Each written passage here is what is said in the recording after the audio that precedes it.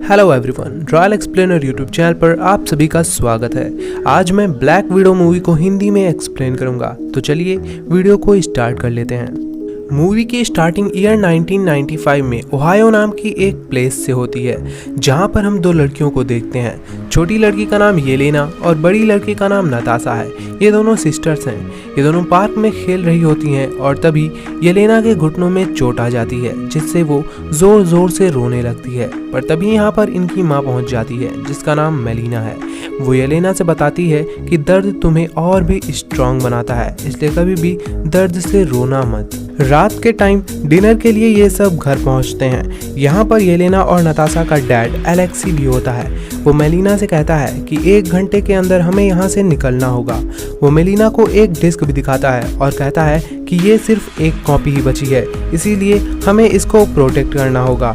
और अब ये दोनों अपनी डॉटर्स के साथ जरूरी सामान लेकर एक अबैंडेड एयरपोर्ट पर पहुंच जाते हैं। तभी इनके सामने बहुत सारी कार्स आकर इनका रास्ता रोकने की कोशिश करती हैं, लेकिन एलेक्सी इन सभी को रोकने के लिए सामने आ जाता है। वो एक स्नाइपर से इन कार्स के टायर पंचर कर रहा होता है, ताकि वो कार्स इन तक ना पहुंच सकें। वहीं मेलिना प्लेन को स्टार्ट कर देती है, पर तभी उन कार्स में बैठे बंदे फायरिंग करने लगते हैं और एक गोली मेलिना को लगती है, जिससे वो काफ़ी बुरी तरीके से घायल हो जाती है। इसीलिए अब नताशा अपनी मॉम के दिए हुए इंस्ट्रक्शन से उस प्लेन को वहां से उड़ाकर क्यूबा में पहुंचती है। यहाँ पर एलेक्सी की मुलाकात उसके दोस्त ड्रेकोव से होती है। यहाँ पर हमें ये पता चलता है कि एलेक्सी रेड गार्डियन है। जिस तरह अमेरिका में कैप्टन अमेरिका है, उसी तरह रसिया के अंदर रेड गार्डियन होता है। वो भी एक सुपर सोल्जर है। यहाँ पर ड्रेकोव के सोल्जर्स येलेना और नताशा को अपने साथ ले जाने लगते हैं। तभी नताशा एक सोल्जर पर हमला करके उसकी गन छीन लेती है। वो कहती है कि येलेना सिर्फ 6 साल की है, अगर तुम लोगों ने इसके साथ कुछ भी किया तो मैं तुम सभी को ख़त्म कर दूंगी। तब एलेक्सी उसे समझाता है और कहता है कि ये सब तुम्हारी भलाई के लिए हो रहा है और भविष्य में ये चीज़ें तुम्हें फ़ायदा करेंगी। और ये कहकर वो उससे गन ले लेता है। इसके बाद ड्रेकोव के आदमी नताशा और येलेना को बेहोश करके रेड रूम लेकर जाते हैं। यहाँ पर पहले से ही बहुत सारी लड़कियाँ थी और अब ड्रेकोव इन सभी को काफ़ी अच्छी ट्रेनिंग देना शुरू कर देता है। इन लड़कियों को बचपन से ही काफ़ी अच्छी फाइटर्स की ट्रेनिंग दी जाती है। साथ ही इन लड़कियों को काफ़ी ज़्यादा चालाक बनाया जाता है, जिससे ये सभी लड़कियाँ अपने दुश्मनों को चकमा दे सकें। इन सभी लड़कियों को ब्लैक विडो कहा जाता है। बड़े होने पर ये सभी लड़कियां काफ़ी अच्छी फाइटर्स बन जाती हैं, लेकिन ड्रेकोव इन सभी फाइटर्स का यूज़ अपने पर्सनल फ़ायदे के लिए करता है। वो इन फाइटर्स की मदद से अपने सभी दुश्मनों को एक एक करके ख़त्म करवा देता है।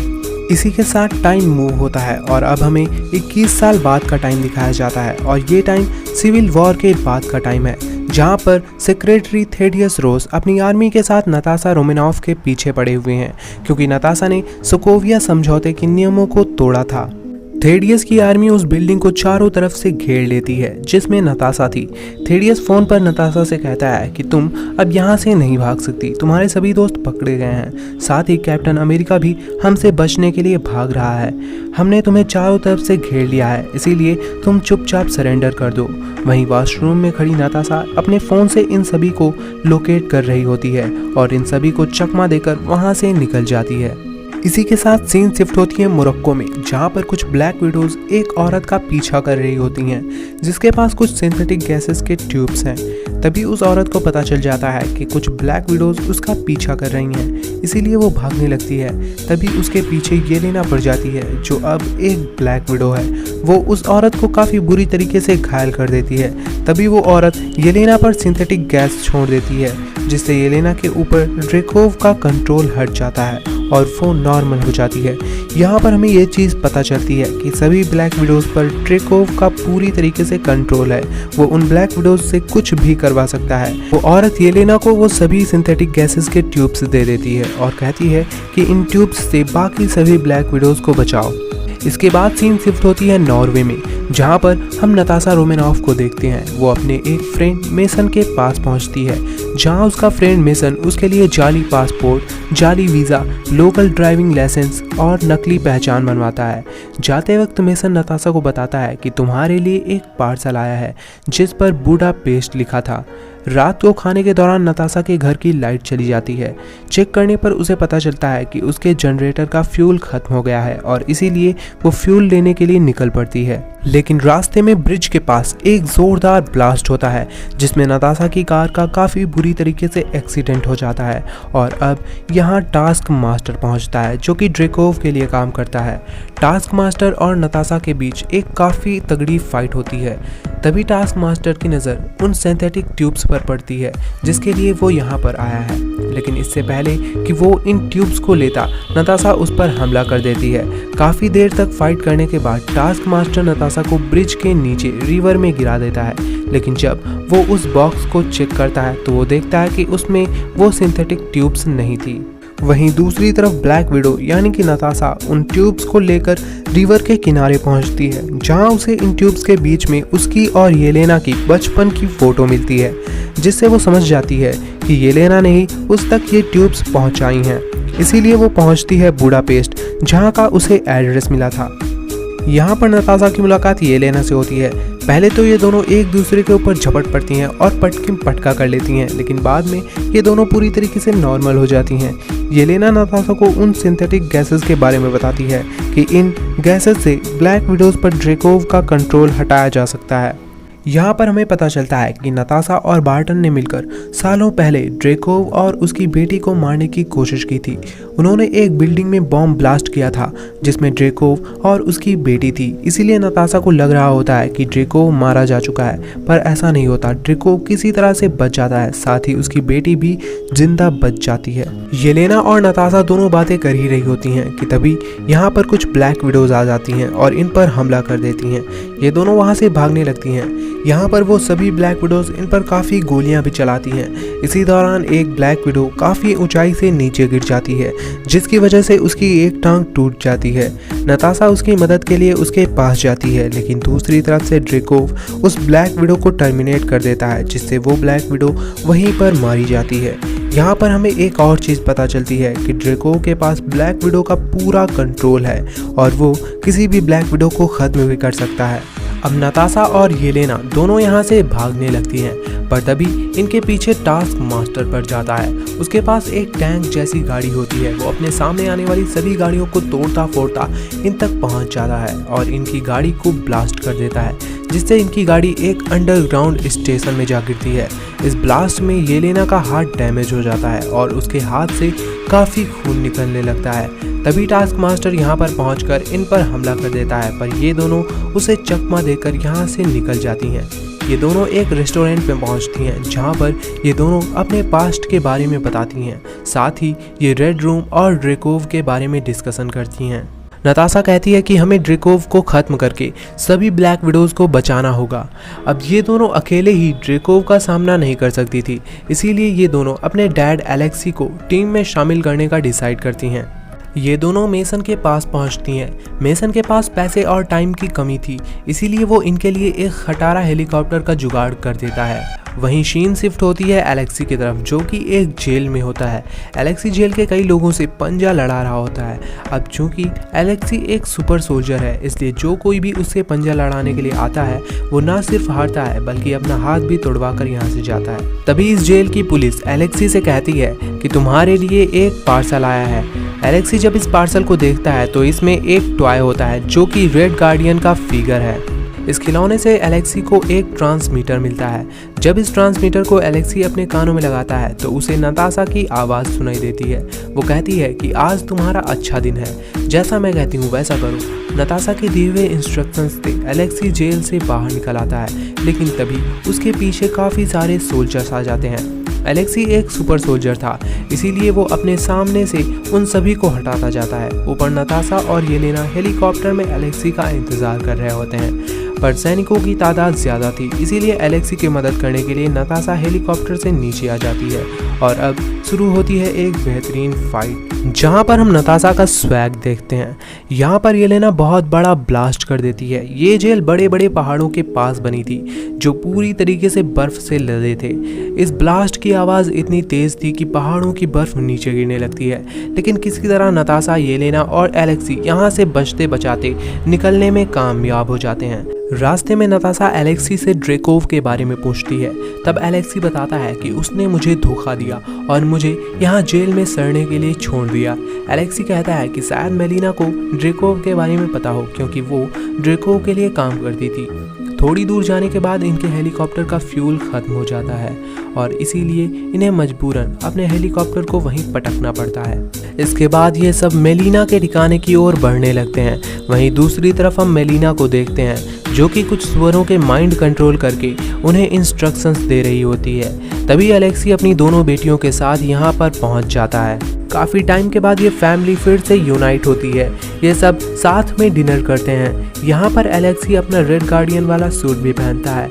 ये सब डिनर के टाइम अपनी पास्ट लाइफ के बारे में डिस्कशन करते हैं। इसी दौरान हमें ये पता चलता है कि एलेक्सी और मेलिना नताशा व येलेना के रियल पेरेंट्स नहीं हैं, बल्कि सरोगेट पेरेंट्स हैं। इस बात से येलेना को काफ़ी दुख होता है, क्योंकि वो इन्हें अपनी रियल फैमिली मानती थी। तभी यहाँ पर बहुत सारी ब्लैक विडोज आ जाती हैं और वो इन सभी को कैद करके यहाँ से लेकर जाती हैं। इन सभी को कैद करवाने वाला कोई और नहीं बल्कि मेलिना ही थी।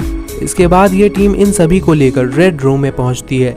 यहाँ पर मेलिना की मुलाकात ड्रेकोव से भी होती है, लेकिन ड्रेकोव पहचान लेता है कि ये मेलिना नहीं है बल्कि नताशा है, जो कि एक डिवाइस की मदद से अपना फेस चेंज कर यहाँ आई है। यहाँ पर हमें पास्ट का सीन दिखाया जाता है, जहाँ पर मेलिना और नताशा आपस में बातें कर रही होती हैं। ये दोनों रेड रूम जाकर ड्रेकोव को मारने का प्लान बनाते हैं। साथ ही मेलिना नताशा को रेड रूम से रिगार्डिंग बहुत सारी चीज़ें बताती है। इसके बाद ये दोनों अपने फेस चेंज कर लेते हैं। अब वापस से सीन प्रेजेंट में आती है और हम देखते हैं कि मेलिना एलेक्सी और येलेना को छुड़वा लेती है। अब येलेना उन सिंथेटिक ट्यूब्स को ढूंढने लगती है, तो वहीं मेलिना इस रेड रूम को, जो कि आसमान में एक हेली कैरियर की तरह स्थित है, इसे ज़मीन पर लैंड कराने की कोशिश करती है। तो वहीं एलेक्सी यानी कि रेड गार्डियन की फाइट टास्क मास्टर से होती है।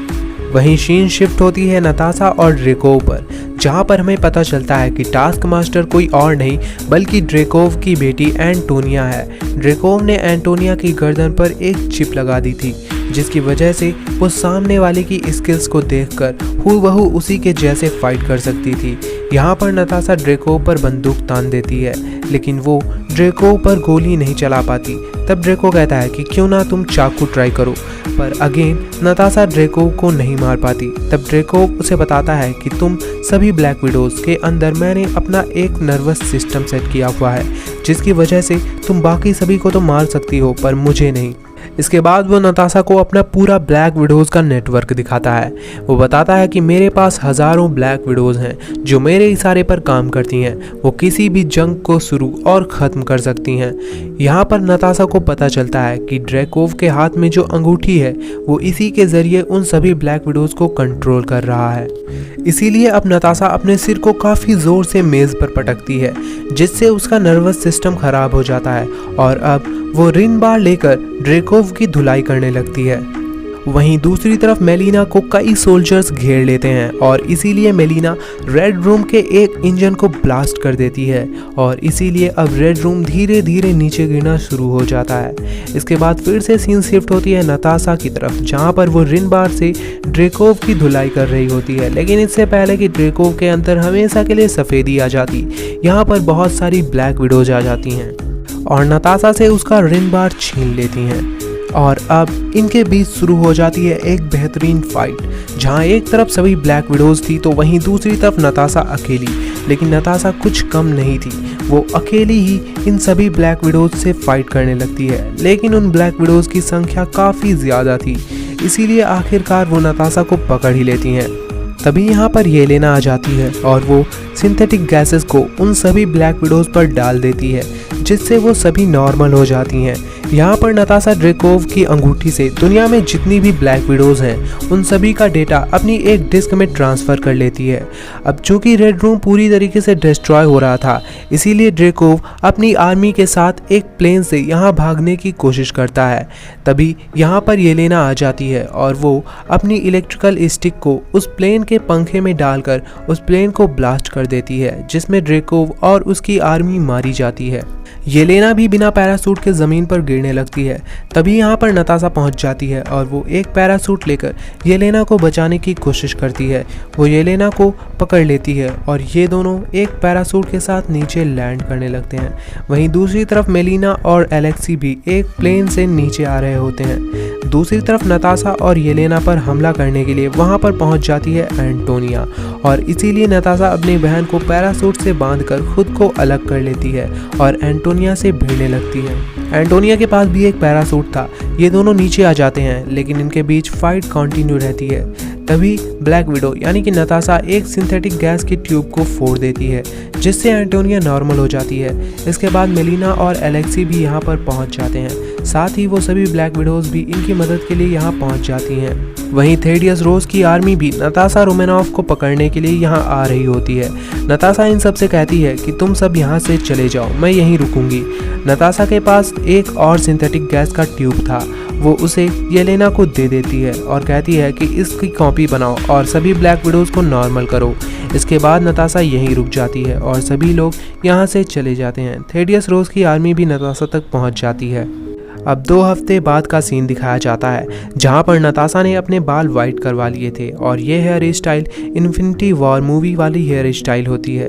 यहां पर नताशा अपने फ्रेंड मेसन से मिलने के लिए जाती है जहां पर वो उससे एक प्लेन की डिमांड करती है और तब मेसन उसे क्वीन जेट दे देता है और कहता है कि मेरे पास जब पैसे होते हैं तो मैं ऐसे काम कर सकता हूँ।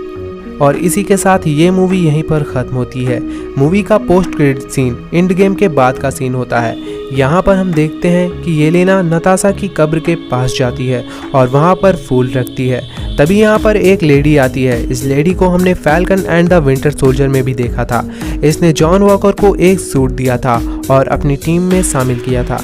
ये लेडी येलेना को क्लिंट बार्टन की फ़ोटो दिखाती है और कहती है कि ये आदमी तुम्हारी बहन की मौत का जिम्मेदार है। इसी के साथ ये मूवी यहीं पर ख़त्म हो जाती है।